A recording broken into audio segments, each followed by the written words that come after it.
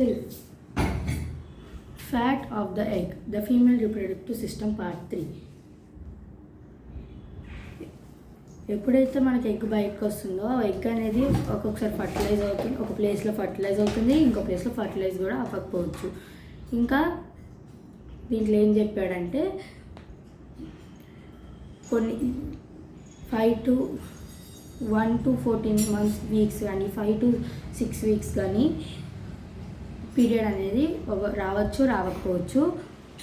ఇంకా దాని తర్వాత 32 వీక్స్ 4 వీక్స్ కానీ 5 to 6 వీక్స్ కానీ ఒక్కొక్కసారి రావచ్చు, రాకపోవచ్చు.